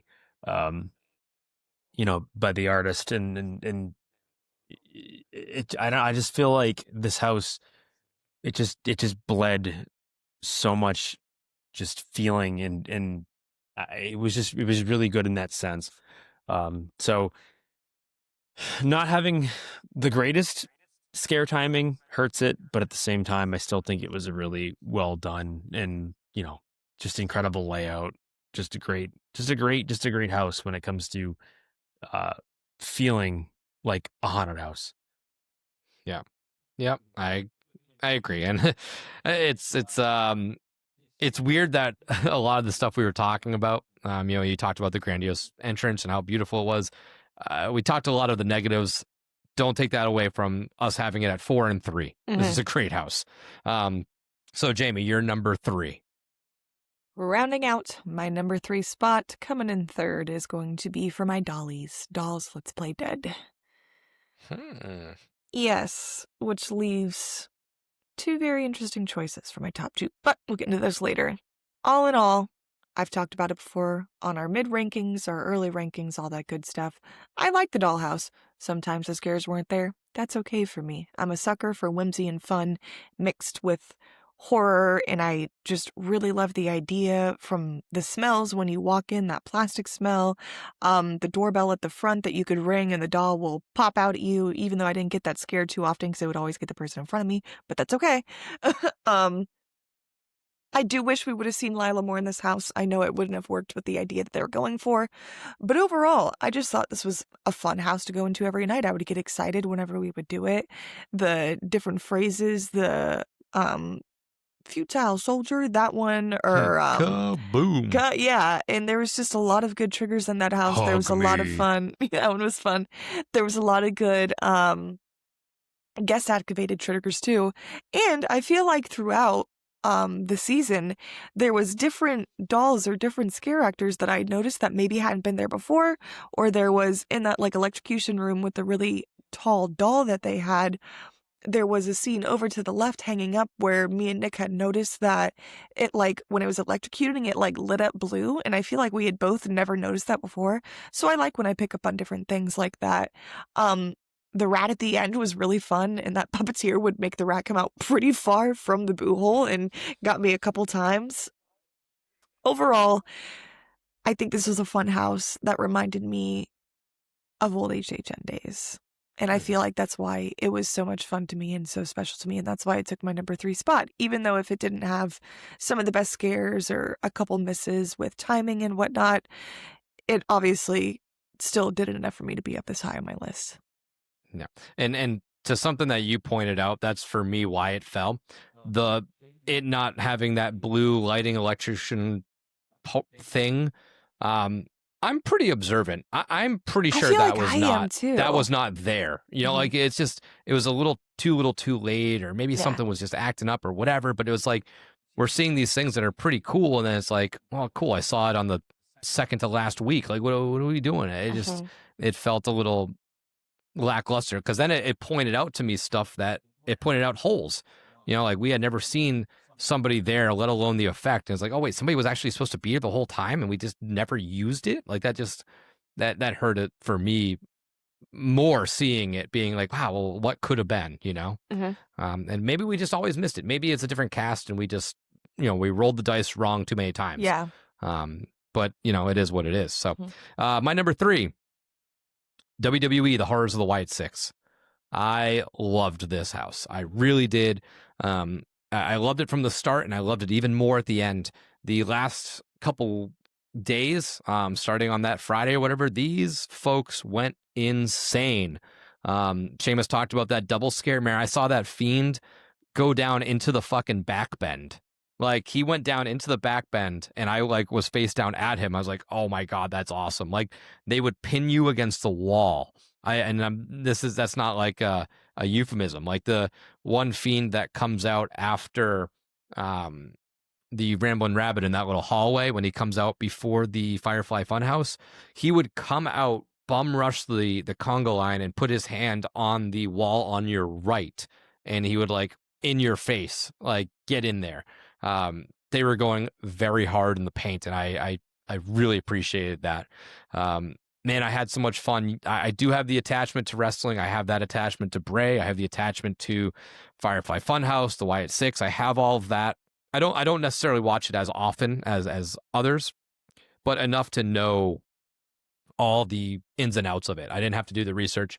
I thought it was a very, I thought it was great that they blended IP with original. You know, each Wyatt Six character had their own room that like created a, you know, fictional backstory that's not prevalent in the, you know, WWE zeitgeist. You know, it's not like they're saying that the you know, Mercy the Buzzard is in this weird, you know, post-apocalyptic room. They're not saying Huskus the pig is like living in a cage and like there's hogs eating intestines and stuff like that. That was all done up by Horror Nights themselves. So I thought that was a fun way to extend this house without being too samey.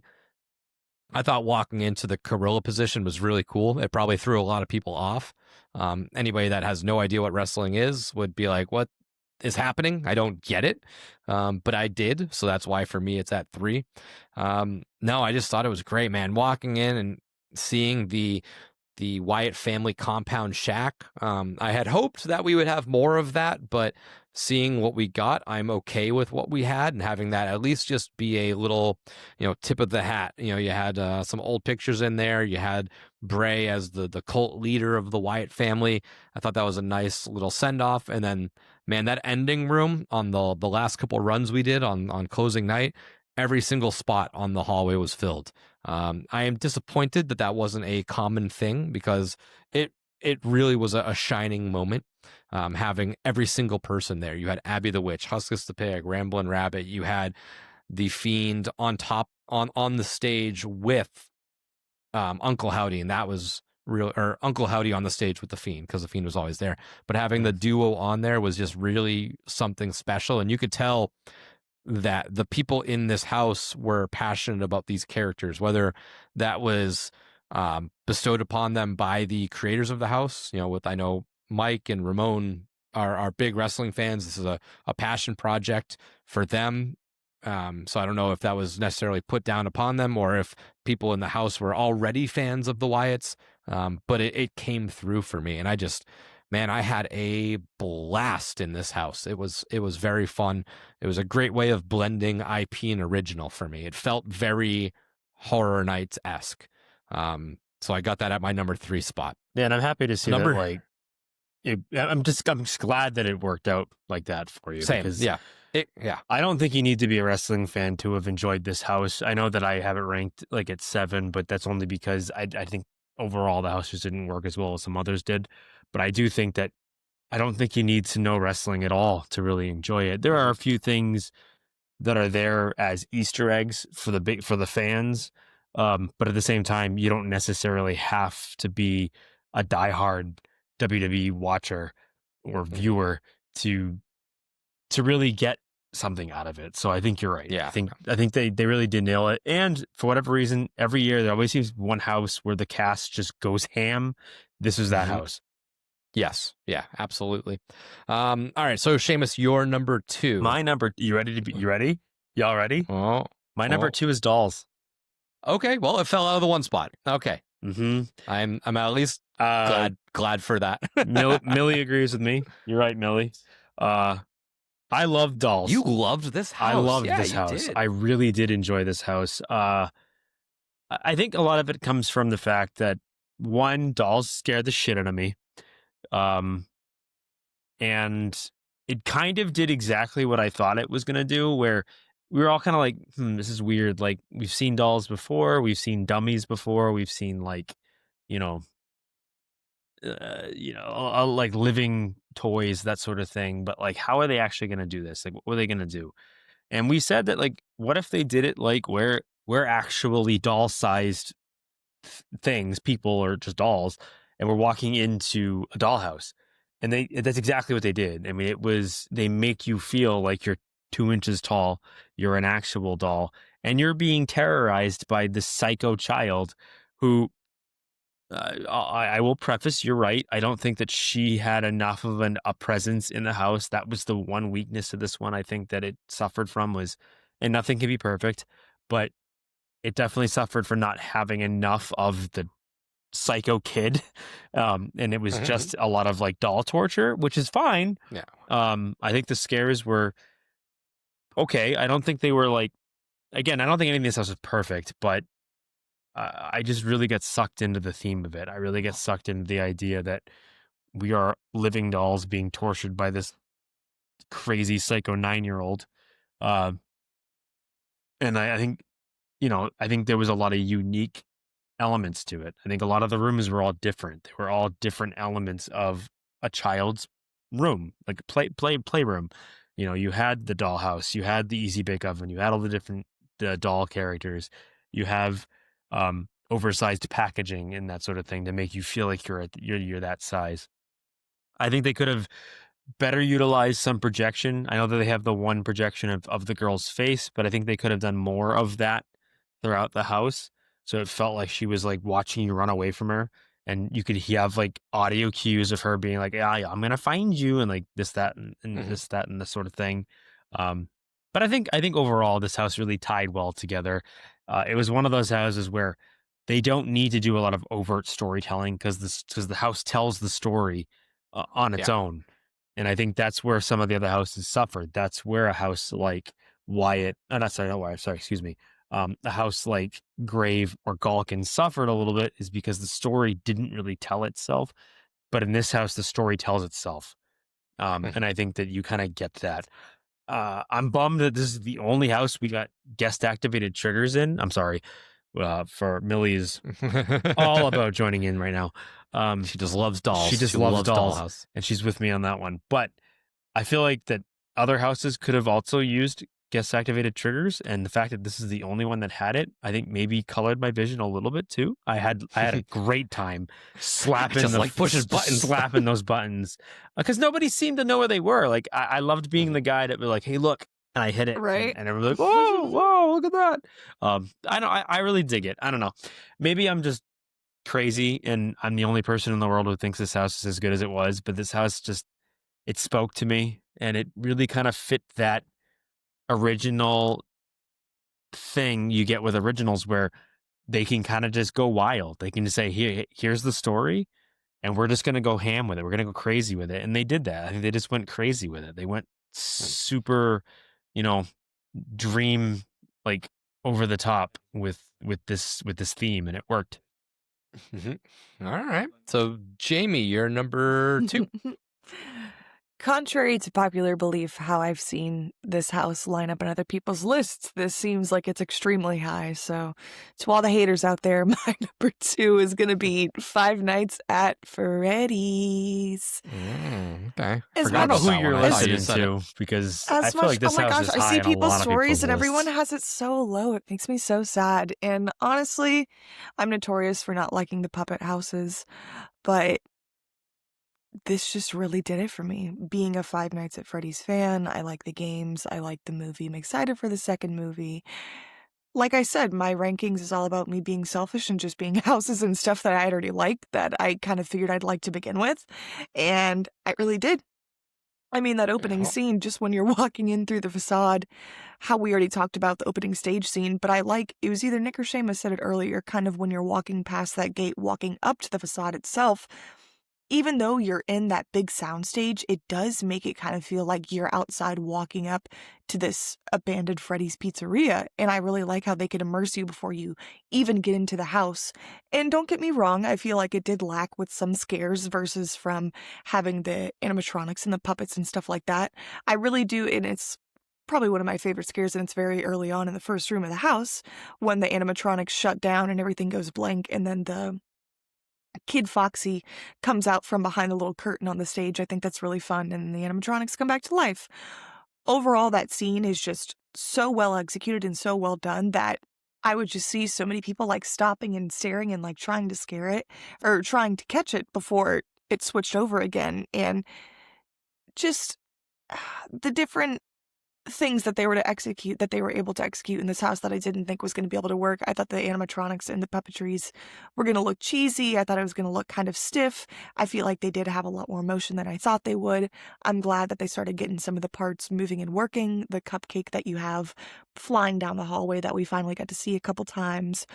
Foxy coming down the hall as well. We got to see that finally working. As much as I do wish for the whole runtime of the season and of this house that everything was kind of up to par like that, but I'm glad over time I got to see the house in its full capabilities.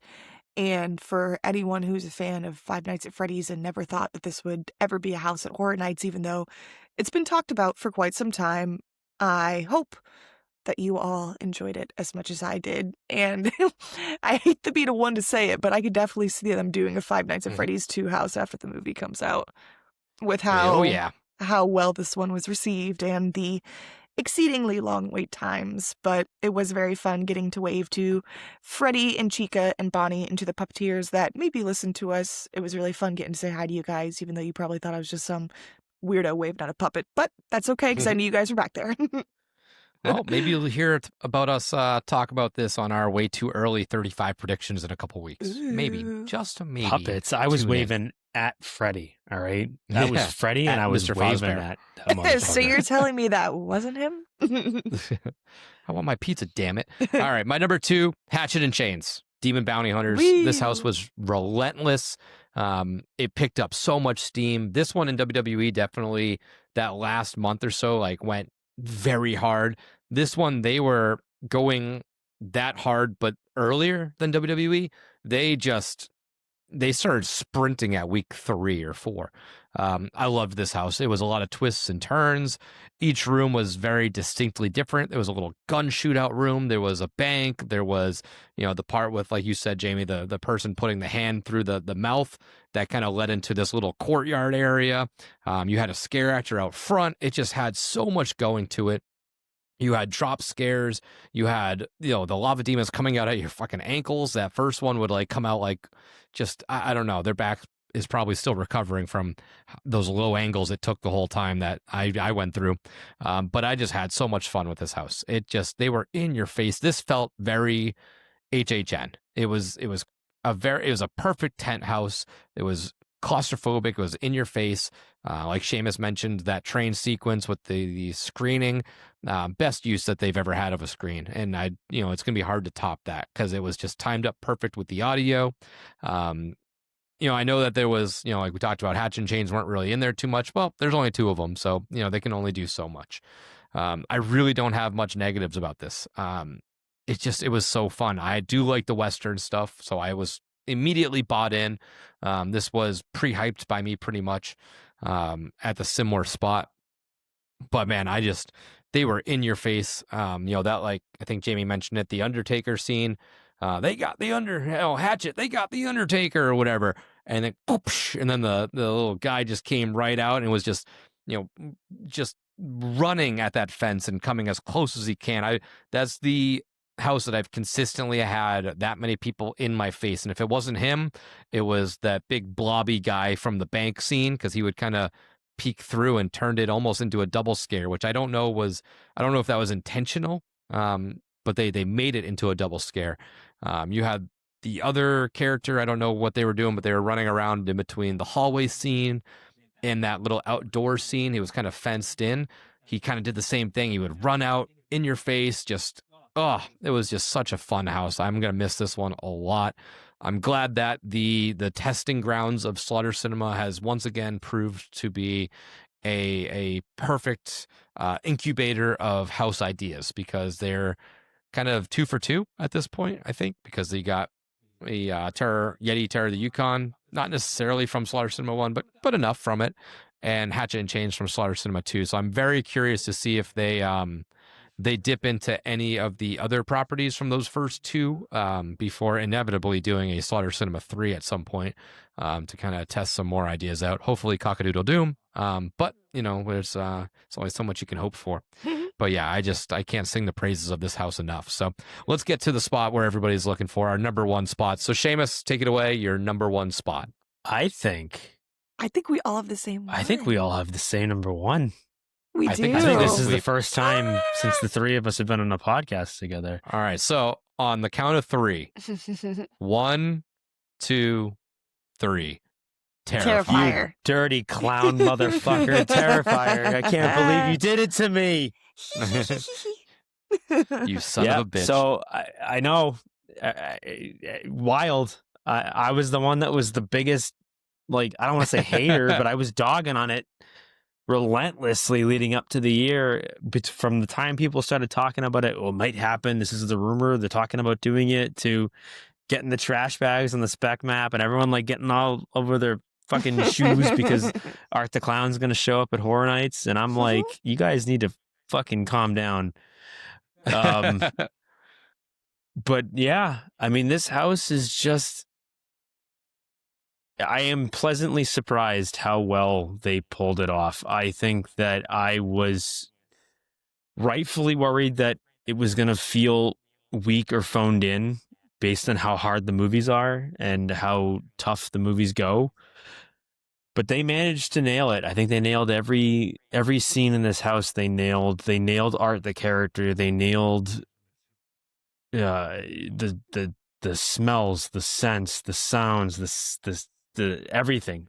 It nails all the senses. And yeah, and it just does everything that you would have wanted them to do when it comes to doing, a Terrifier house. Yeah. Jamie, thoughts?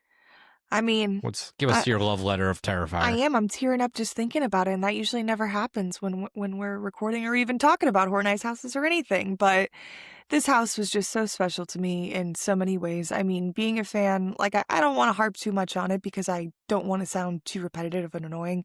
But being a fan of the franchise from All Hallows Eve to Terrifier to having 3 Terrifiers now is just a film or franchise that I never thought would have the chance to be at the event just due to the nature of it. And the fact that we did have it and it was received so well by so many people, and we had our friends in this house, and just they made it so much more enjoyable too, and just the replication that they did from the different scenes from the movies, but still being able to interpret their own Horror Nights originality and twist and creativity on it just made it that much more amazing. It felt like I mean, I know the fun house was like the main emphasis of the house, but just the different little scenes that they were able to add in there, like the tunnel of love and the tunnel of fire, and just all those cool little parts were awesome. The Christmas walkthrough room was amazing. I love I love good holiday horror in general, and it was fun that they were able to incorporate this so well, and just walking through the intestines, through the Christmas lights, and Santa coming out at you, and Art coming out at you from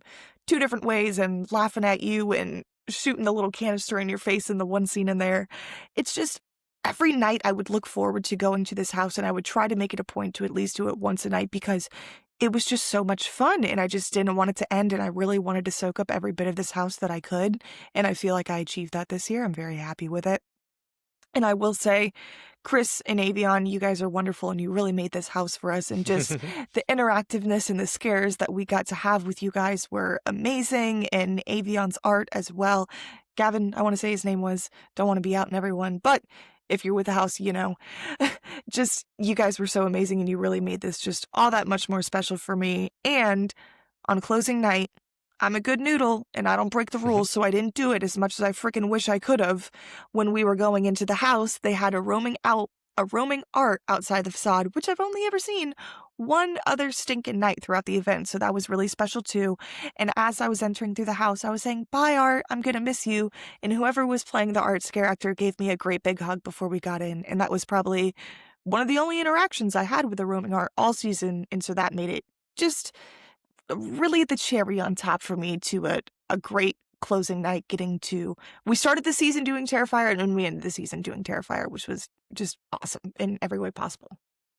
Yeah, I think the scariest moment I had of the entire Horror Night season was closing night Terrifier when I really had to go to the bathroom, and then we walked through the wet path. He did. That was the most terrifying moment. And he still I did hated it. No, I loved it. It was so fun. I held it in. I was a big boy. But no, it was it's just a fun house. Like I mentioned, kind of like with Wyatt's. It was a cool blend of IP with original. I know there was like these were like Art's best hits, but the way they blended it was this was like Art taking over the Terrifier funhouse himself. That's why his face was painted over the clown's face at the facade. This is Art's own funhouse, so it was kind of a way to twist and blend reality, so it didn't feel as disjointed. It was like, no, this is just Art doing his, wacky fucking terrible things. It was great. It had the smells. The arts were all just on point. They embodied the character. Kind of like I talked about with WWE, you could feel the passion for this property being brought to life. For sure. The little pale girls were great. And I really loved that each art was different. I think this might have gotten down a notch or so if the arts were all just art. But every art was pretty much different. You had the sunglass art, you had art in the clown cafe, you had art with the Christmas stuff on, you had art with the female body on, you had this, that, and the other. You had each art was distinctly different, which made it not feel so and they all had samey, and they all had different personalities too, which is I noticed that from the get, like it just felt like each one played up to the personality of the art in that scene, and it worked so well. I mean, you took a house that not only is scary, but it's also the fun house. It's also the house that's, upbeat, but at the same time it's messed up, and it just pulls all these disparate like feelings and packages it into one incredible experience. Yeah, it's I think we said going through this necessarily wasn't like a big scare based house, but there were a couple in there, but I'm fine with that because it was more just the character of Art is just goofy and funny. He's while he's scary with his violence, he's not necessarily like jump scary or in your face or he's in your face, but not in that scare sense. But man, yeah, the interactions were just top notch. I know having friends in the house maybe paints the picture a little bit better for us, but that is part of why I enjoy this house. You know, and you can't take that away from us. That's our own. These are our own lists of our own enjoyment of these houses. So that's why it's good. And look, and even if we didn't know these people, I was just going to say that, Nick. I didn't I'd want to still cut have you this off. up there very high. Yep. But yeah, it did put it over the edge for me. But again, when I'm looking at houses, like there was a bunch of stuff to look at. The smells were there. The character design was there. You have a dual path exit, which I think we did the dry path only twice or something like that. But it's a fun thing. And just even before the dual path where you choose wet or path, having that Art the Clown like all the way up top, like this big open room. It just they utilized Soundstage 25 to, you know, the fullest capability that they could. And that's what should be in this soundstage. You know, this soundstage is pretty much reserved primarily for big giant houses. I think Stranger Things 1 was there. I think Poltergeist was in there. And it's really used because of that. Now, I think they might have used it because of the construction scenario and where they had to put queue lines and stuff like that. But it is a great house location if you have a property that warrants how big this is. And you had the tie-in with the Ice Nine at the end, which was always really fun. The headless art. This was just, oh my gosh, yeah, so much headless fun art, too. Sienna. Sienna. You know, we wish she was in the house a little bit, but it's a good end because Art didn't get away with it. You know, Art had his fun house, and Sienna caught him at the end, beheaded him. She won. Bad guy loses, good guy wins. Classic story, but it was just such a blast to go through this house. But yeah, I think that's really all I got on this one. So a perfect love letter to the sick and twisted world of Terrifier. So let's hit our lists one more time real quick before we sign off out of here. So Seamus, 10 through 1, what did you have again? My 10 through 1 was 10 at Grave of Flesh. 9 was Jason Unlimited. I forget what the name of it was. Universe. There you go. Jason. It felt like Unlimited Jason. That's how much it reflected with me. But sorry. I'll start again. 10 was Grave of Flesh. 9 is Jason Universe. 8 was Galkin. 7 is Wyatt 6. 6 was Fallout. 5 was Five Nights at Freddy's. Get it? 4 was Hatchet and Chains. 3 was El Artista. 2 was Dolls, and 1 was Terrifier, baby. Woo! Jamie, your list. Starting out at number 10, we have Fallout. Number 9, we have Jason Universe. Number 8, we have Gulkin. Number 7, Hatchet and Chains. Number 6, The Wyatt 6. Number 5, Grave of Flesh. Number 4, El Artista. Number 3, Dolls Let's Play Dead. Number 2, FNAF. And number 1, Terrifier. All right, and rounding out the trio of Fear and Beer. Number 10, Five Nights at Freddy's. Sorry, just kidding. Number 9, Grave of Flesh. 8, Fallout. 7, Dolls Let's Play Dead. 6, Jason Universe. 5, Gulkin, Monsters of the North. 4, El Artista. 3, WWE, The Horrors of the Wyatt 6. 2, Hatchet and Chains, Demon Bounty Hunters. And number 1, just like everybody else here, Terrifier. That is our final rankings, and look at this. We're at about 2 hours right now. That would have been a 3.5 hour, 4 hour episode last week, so you're welcome for spacing it out. The only one little note I wanted to add, I think I referenced this last week, and I think I told Seamus off mic, but you know, kind of already kickstarting the speculation for next year. You know, next week I think we will have our award show, and after that we'll have our way too early predictions episode. But in El Artista on the very last night, there were a couple additions to this house. They added, there's a little table scene in there, I think with the paper monster room or whatever. They did add this. There was a little flag or banner with the Dr. Oddfellow emblem. And below that, or on it, on that table, was wood shavings, wood carving. Somebody was creating something, and that something that they were creating was a little wooden carving of the totem for Jack the Clown. Oh, buddy. So we'll leave you on that. We'll be talking about that in a couple of weeks because we've been saying this for years since Dr. Oddfellow was here, that it's begging for a head-on collision at some point, and 35 always seemed like the perfect year to do it, with it being an anniversary. So that is our... Not our final time talking about 34, but this is our final thoughts, part 2 of this episode. We will be back next week with our annual Fear and Beer HHN Awards show. We'll probably have some familiar faces and voices talking to you about these awards. We got to kind of rally the troops and see what's going on. And we got to finish these awards off. But stick with us on this off season. We got a lot of fun stuff. The awards show coming up, our way too early predictions episode coming up. And I'm working very, very diligently on our new series, The Spookeasy. That will be coming out soon. I've been working on that a lot. I actually haven't shown anybody the layout of what I got going on so far, but I am very, very excited to kickstart this off. I think it's going to be really fun, and I'm taking my time on it because I want to make it as good as I have it in my head. I think it's going to be a really fun idea. So that's what we got for you this week. Till next time, this is Nick. This is Seamus. This is Jamie. Happy haunts.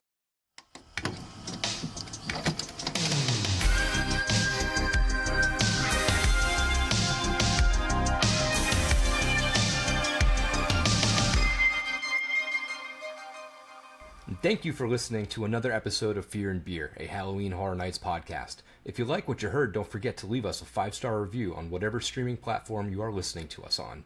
You can find us on all of our socials at Fear and Beer Pod.